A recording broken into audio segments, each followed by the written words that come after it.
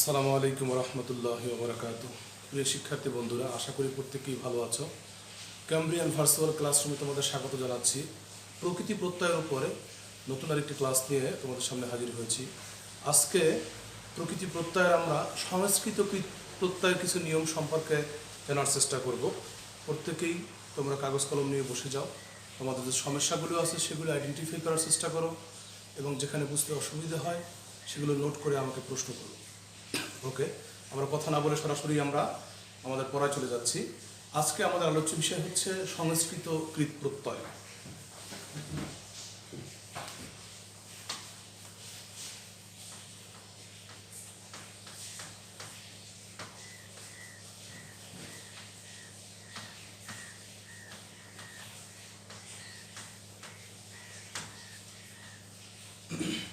সংস্কৃত কৃত প্রত্যয়। প্রথমে এক নম্বরে আমরা যে নিয়মটা শিখবো, দেখো এখান থেকে শুরু করি। নাম্বার 1, যদি কোনো শব্দের শেষে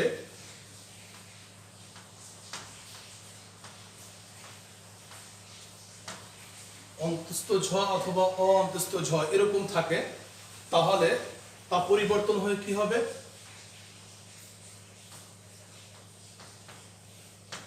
অল হবে। যদি কোনো শব্দের শেষে অন্তস্থ ঝ অথবা অন্তস্থ ঝ থাকে, তাহলে সেটা পরিবর্তন হয়ে অল হবে। এটা কিভাবে হয় আমরা একটা উদাহরণ দিলেই বুঝতে পারবো। যেমন ধরো, সাপোজ পরীক্ষায় তোমার প্রশ্ন আসলে এরকম,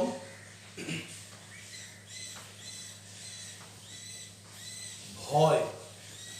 দেখো এই ভয়ের মধ্যে কিন্তু একটা অয় আছে বা অন্তস্থ আছে। দেখো, খেয়াল করে দেখো, ভয়, খেয়াল করে দেখো, এই অন্তস্থ কিন্তু সরাসরি এখানে আছে।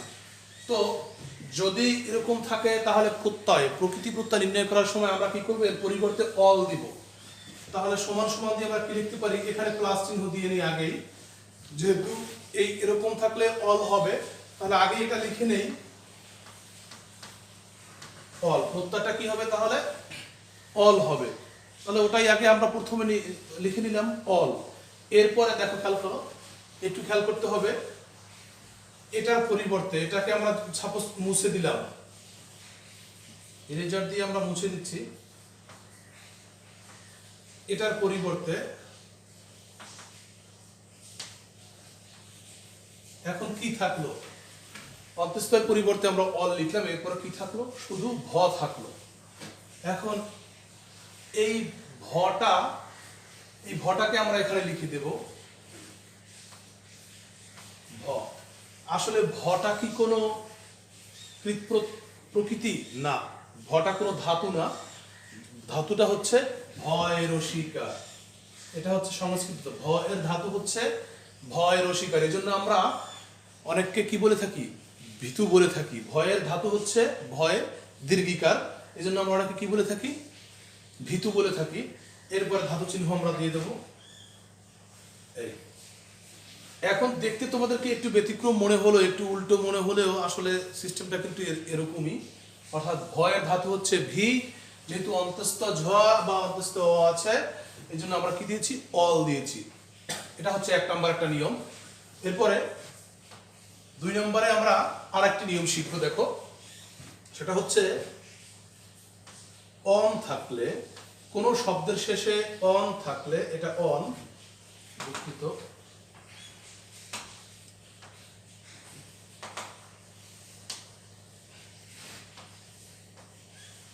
কোনো শব্দের শেষে যদি অন থাকে, তাহলে সেটা পরিবর্তন হয়ে কি হবে?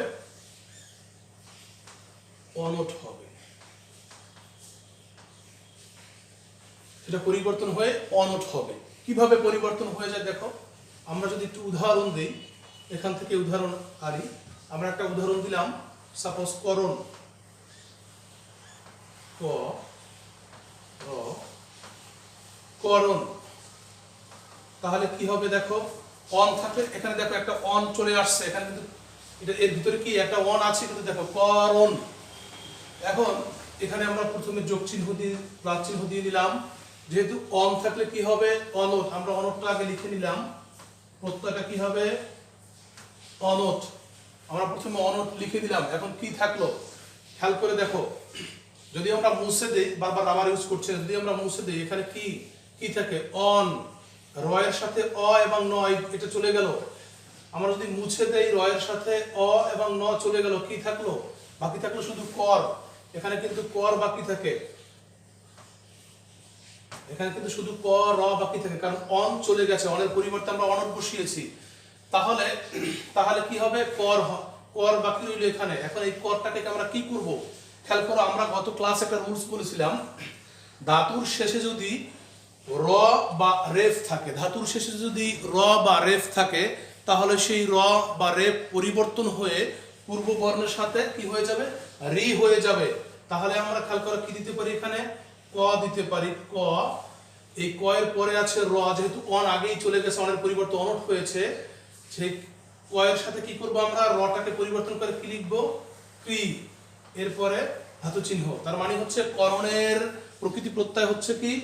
ক্রি যোগ অনট। আশা করি বুঝতে পেরেছো। এরপরে 3 নাম্বার একটা নিয়ম আমরা শিখব।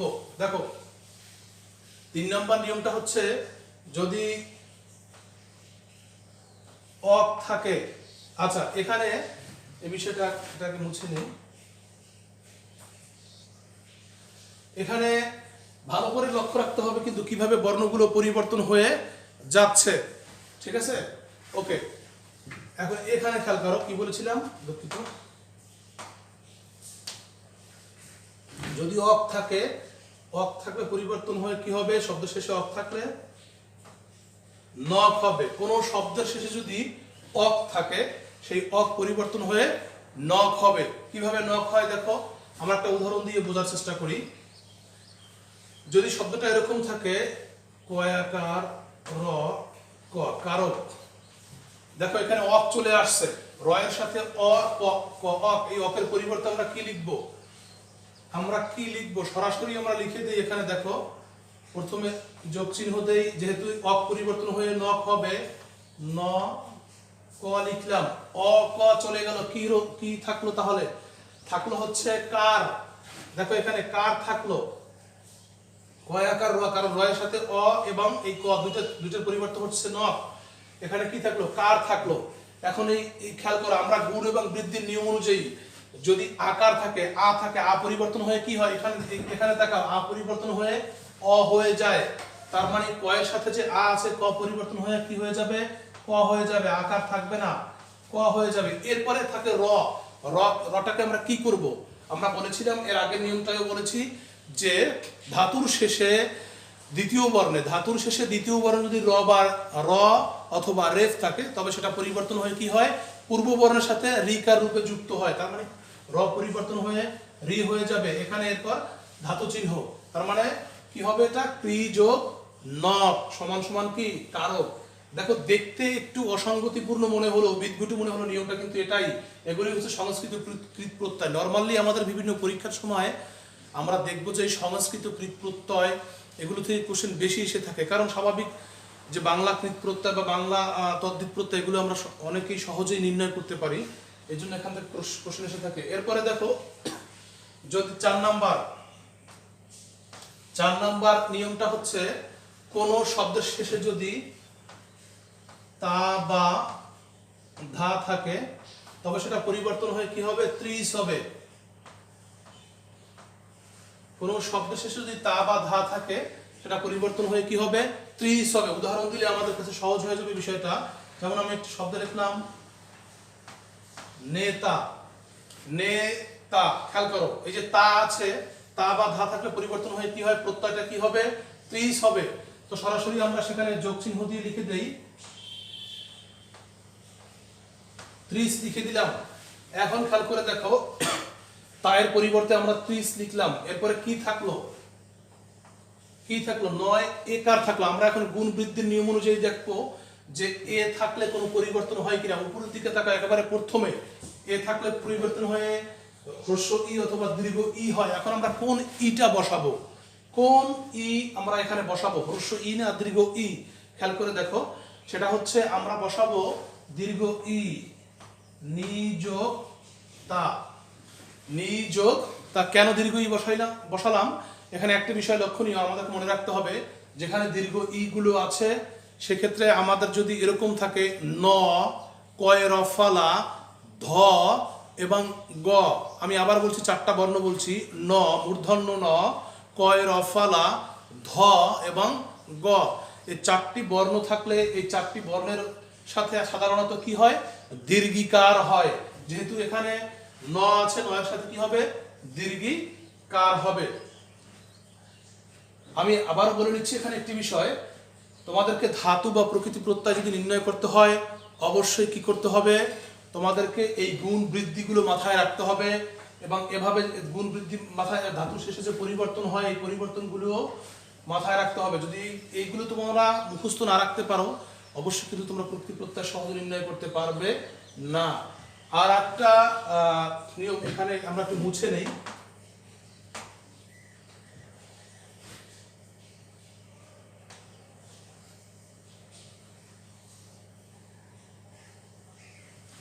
এখান থেকে আমরা মুছে দিলাম। দেখো, যদি 5 নম্বর নিয়ম, যদি কোনো শব্দের শেষে মান থাকে এটা পরিবর্তন হয়ে হবে শান্স। একটু ব্যতিক্রম মনে হলো তাই না? মান থাকলে পরিবর্তন হয়ে শান্স হবে।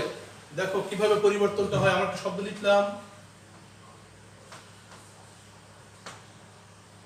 বর্ধমান, বর্ধমান। এখন এখানে দেখো মান আছে, মানের পরিবর্তে আমরা কি করব, এখানে যোগ চিহ্ন দিয়ে আগেই লিখে দেই শান্স। আমরা আগেই লিখে দিলাম শান্স। বর্ধমান, মানের পরিবর্তে আমরা শান্স লিখলাম। এখন কি থাকে, বর্ধ শুধু বাকি থাকে। কি থাকে, বর্ধ বাকি থাকে। খেয়াল করে দেখো, বর্ধ যদি বাকি থাকে তাহলে আমাদের একটা নিয়ম একটু আগেও পড়িয়েছি এখানে, যদি ধাতুর শেষে দ্বিতীয় বর্ণে, যদি ধাতুর শেষে দ্বিতীয় বর্ণে র অথবা রেফ থাকে তাহলে ওই র রে পূর্ব বর্ণের সাথে রি রূপে যুক্ত হয়। এখন এখানে বয়ের সাথে দিয়ে দিলাম আমরা বয় রি, এই রেফটা রি হয়ে গেল। এরপরে থাকে ধ, এখানে ধ দিয়ে দিলাম। তার মানে এরপরে এই ধাতু চিহ্ন ব্রি যোগ ব্রিথ যোগ সাউন্স, একটু আগে লেখা দরকার ছিল, সরি। আচ্ছা, বিষয়টা হবে এরকম,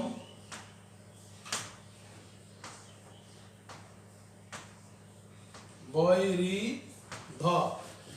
বিষয়টা ক্লিয়ার কিনা আমি আবার বলছি। মান থাকলে শান্স হবে, যেহেতু এখানে শেষে মান রয়েছে, মানের পরিবর্তে আমরা সরাসরি শান্স লিখলাম। এরপর বাকি থাকে কি, বাকি থাকে বর্ধ। আমাদের নিয়ম অনুযায়ী যদি ধাতুর শেষে রি, এই এরকম রেফ অথবা এখানে র থাকে, সেই রেফ এবং র পরিবর্তন হয় পূর্ববর্তী বর্ণের সাথে রি হয়, তাহলে এই ব ধ লিখলাম, এরপরে এই রেফের পরিবর্তে আমরা বয় রি লিখে ধাতু চিহ্ন দিয়ে দিলাম। এটাই হচ্ছে নিয়ম, আশা করি বুঝতে পেরেছো। 6 নাম্বার যে নিয়মটা আমি শিখাবো, 6 নাম্বার নিয়মটা হচ্ছে, যদি কোনো শব্দের শেষে জ অথবা ঝফলা থাকে তাহলে এটা পরিবর্তন হয় কি হবে, জ্ঞান হবে। ভয় জফলা ন, ভয় জফলা ন হবে। এখানে খ না কিন্তু, এটা ভয় ঝফলা ন, জ্ঞান। ঝ অথবা ঝফলা থাকলে ভয় জফলা ন হবে। কিভাবে হয় আমরা একটু দেখে নেই। আমরা যদি একটা শব্দ বলি কার্য, কয়াকার ঝয় রেপ, কার্য, তাহলে দেখো জ আছে, জ আছে, জয়ের পরিবর্তে আমরা কি লিখবো, এখানে আগে যোগ চিহ্ন দিয়ে নেই।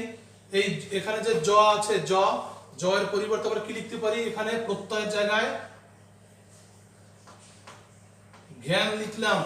প্রত্যয়ের জায়গায় লিখলাম আমরা জ্ঞান। এখান থেকে জ চলে গেল, এখানে থাকলো রে, এখানে থাকলো আকার, এখানে থাকলো ক, অর্থাৎ কা উপরে রেপ, এটা রইল। জয়ের পরিবর্তে জ্ঞান লিখলাম। এখন সেম সিস্টেম, সেম নিয়ম। আমরা জানি কি, যদি ধাতুর ক্ষেত্রে পূর্ববর্তী দ্বিতীয় বর্ণে রেফ থাকে, পরের বর্ণের আগের বর্ণের সাথে কি হবে, রি হবে। তাহলে আমরা এখানে বসালাম কয় রি, রেফের পরিবর্তে রি বসালাম। এরপরে আকার থাকে, দেখো আ থাকলে কি হয়, ওখানে দিকে তাকাও, বৃদ্ধির দিকে আ, এই আটা পরিবর্তন হয় কি হয়ে যাবে, অ হয়ে যাবে। তার মানে কয়ের সাথে কি হবে, শুধু অই হবে, অর্থাৎ কই হবে। তার মানে ক্রি যোগ নক, দুঃখিত এটা তো না, এখানে ক্রি যোগ জ্ঞান, কর্তব্য, দুঃখিত কার্য, ক্রি যোগ জ্ঞান। কেমন একটা মনে হচ্ছে না, কেমন দেখাচ্ছে না, আসলে না, বিষয়টা এরকমই। এগুলো হচ্ছে সংস্কৃত কৃত প্রত্যয় বলে, এগুলো আসলে বিদ্যুৎ মনে হলো, সিস্টেমটা এরকমই। ওকে, এরপরে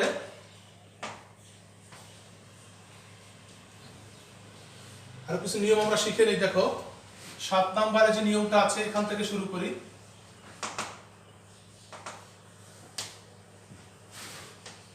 7 নাম্বার নিয়মটা আমরা এখান থেকে শুরু করি। দেখো, যদি কোনো শব্দের শেষে উপ থাকে, তব্য থাকে অথবা অনিয় থাকে,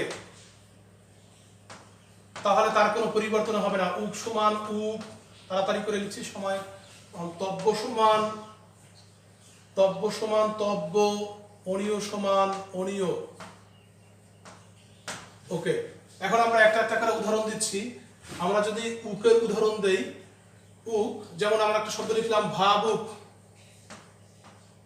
ভাবুক, এটাকে কি করা যায়? দেখো, এই উ ক, উক, উকের পরিবর্তে আমরা কি লিখবো? যোগ চিহ্ন দিয়ে উকি লিখলাম, উক। এই উক চলে গেল, থাকলো কি? শুধু থাকলো ভাব। কি থাকলো? ভাব থাকলো। এখন খেয়াল করো, ভাবটাকে কিভাবে পরিবর্তন করা যায়। এখানে যেহেতু আকার আছে, আ থাকলে পরিবর্তন হয়ে অ হবে, ভয়ের ভ হবে, ভয়ের ভ হবে, ভয়ের ভ হবে। আবার এই ভ থাকলে দেখো, খেয়াল করো, এখানে একটা নিয়ম লিখেছি আমি, ভ থাকলে উ হবে, ভয়ের পরিবর্তে আমরা উ দিলাম। উটা কি? ব রসৌ না, বটা কি হবে? রসুকার রূপে এখানে বসবে। এই উ, ভু ক, উ ক, উ, এটা হলো।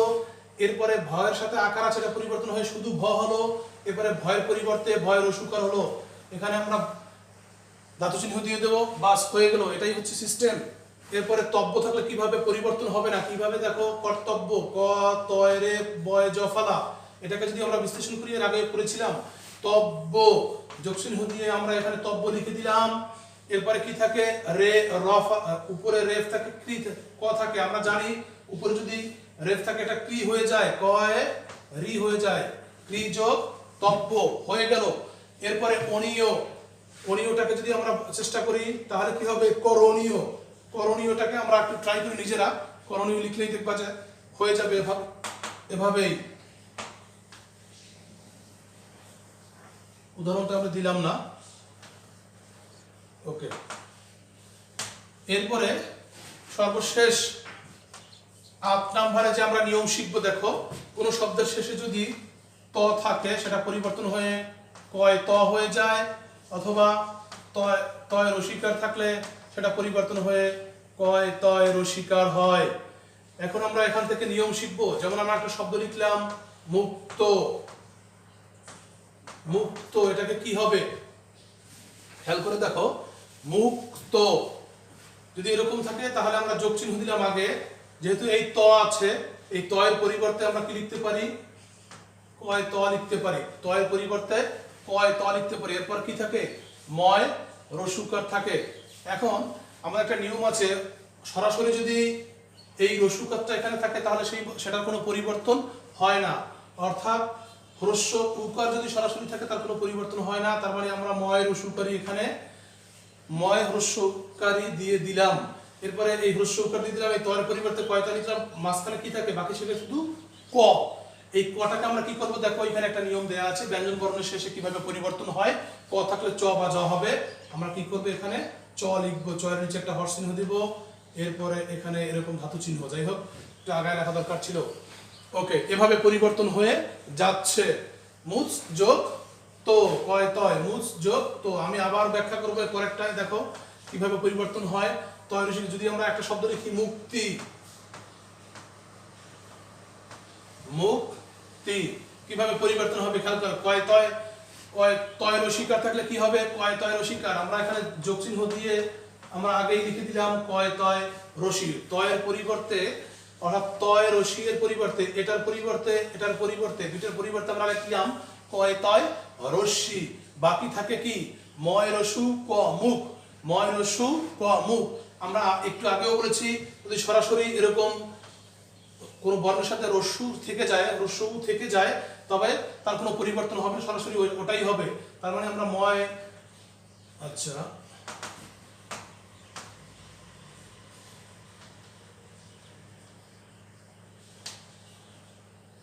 আমরা কি করতে পারি, এখানে সরাসরি ময় রস্যুকারে দিয়ে দিলাম। এরপরে কি থাকে, বাকি থাকে ময় রস্যু, এটা গেল সব চলে গেল, বাকি কি থাকে কয় রস্যু, শুধু ক থাকে, ক পরিবর্তন হয় কি হবে, চ হবে। এখানে ধাতু চিহ্ন অর্থাৎ মুস যোগ তি। প্রিয় শিক্ষার্থী বন্ধুরা, আমরা লক্ষ্য করেছি যে কিভাবে মূলত ধাতুগুলো পরিবর্তন, প্রকৃতি প্রত্যয়গুলো পরিবর্তন হয়ে যায়, বা শব্দের শেষে কিভাবে কি থাকলে কি হয়ে যায়। আমরা যদি এই বিষয়গুলো মনে থাকে যে অন্তস্থ ঝ অথবা অ থাকলে অল, অক থাকলে নক, অন থাকলে অনুদ, হ্যাঁ, ঝ থাকলে ঘ্যান, ধাতা থাকলে ত্রিশ, এরপরে তক তি থাকলে কয় তয় কয়তি, হ্যাঁ, উক থাকলে উক, তারপরে তব্য থাকলে তব্য, অনিয় থাকলে অনিয়, এগুলো পরিবর্তন হবে না। এই বিষয়গুলো যদি আমাদের মাথায় থাকে এবং এই গুণ বৃদ্ধি এবং ধাতুর শেষে যে পরিবর্তনের নিয়ম, ক থাকলে চ, ঝ, খ থাকলে ছ, এই যে পরিবর্তনের নিয়ম, এগুলো যদি আমাদের মাথায় থাকে, আমাদের প্রকৃতি প্রত্যয় নির্ণয় করা, বিশেষ করে সংস্কৃত প্রকৃতি প্রত্যয় নির্ণয় করা আমাদের কিন্তু খুব সহজ হয়ে যাবে। আজকে যেগুলো পড়ালাম এগুলো হচ্ছে সংস্কৃত কৃত প্রত্যয়। আমরা যদি কোনো শব্দের মধ্যে এই যে নিয়মগুলো পড়ালাম, যে কয়, তি, ত, তি, অয়, ঝফালা, ঝ, এগুলো যদি আমরা কোনো শব্দের মধ্যে দেখি, আমরা নিঃসন্দেহে বুঝে নেব, অর্থাৎ আমরা যে নিয়মগুলো প্রথমে যে লেখাগুলো আমরা লিখেছিলাম, এগুলো যদি আমরা কোনো শব্দের মধ্যে দেখি, আমরা ধরে নেব এগুলো সংস্কৃত কৃত প্রত্যয়। তাহলে সংস্কৃত কৃত প্রত্যয় হলে এগুলো কিভাবে আমরা পরিবর্তন করব, আমি যে নিয়মগুলো দেখিয়ে দিয়েছি, এভাবে এই নিয়ম অনুযায়ী আমাদের পরিবর্তন হবে। প্রিয় শিক্ষার্থী বন্ধুরা, আজকের ক্লাসে এই ছিল আমাদের আলোচ্য বিষয়। আশা করি তোমরা প্রত্যেকেই বুঝতে পেরেছো। এরপরে যদি তোমাদের কোনো সংস্কৃত কৃত প্রত্যয় সমস্যা থেকে থাকে, অবশ্যই আমাকে মেসেঞ্জার গ্রুপে নক করে আমি সমাধান করে দেওয়ার চেষ্টা করবো ইনশাআল্লাহ। আর একটা বিষয় যেটা না বললেই নেই প্রতিদিনকার মতো, এটা হচ্ছে কি, আমরা যখন যে টপিক পড়ব সেই টপিকের সাথে ওই টপিক রিলেটেড যে বোর্ড কোশ্চেনগুলো আছে, সেই বোর্ড কোশ্চেনগুলো পড়ে আমরা শেষ করে ফেলবো। যেহেতু আগামী মাসের 19 তারিখে আমাদের প্রি টেস্ট প্রাক নির্বাচনী পরীক্ষা হওয়ার কথা আছে, এই পরীক্ষা কিন্তু অবশ্যই একেবারে বোর্ডে যেভাবে পরীক্ষা হয় সেরকম হবে, ফাঁকি দেওয়ার কোনো সুযোগ থাকবে না। এবং আমরা আরেকটা বিষয় কি করব, সাথে সাথে আমরা নির্মিত অংশগুলো আমরা এর সাথে পড়ে শেষ করে ফেলবো। আমাদের সামনে যথেষ্ট, আমি আবার বলছি, আমাদের সামনে যথেষ্ট সময় আছে, অনেক সময় আছে, আমরা এগুলো পড়ে একেবারে সুন্দরভাবে শেষ করতে পারবো। কোনো টেনশন নেওয়ার কিছু নাই। আমি যেগুলো নিয়মিত পড়াচ্ছি সেগুলোর সাথে মনোযোগ দিয়ে লেগে থাকো, এবং আমি যেগুলো বলছি সেগুলো ফলো করার চেষ্টা করো। ধন্যবাদ সবাইকে। আল্লাহ হাফেজ। আসসালামু আলাইকুম ওয়া রাহমাতুল্লাহ।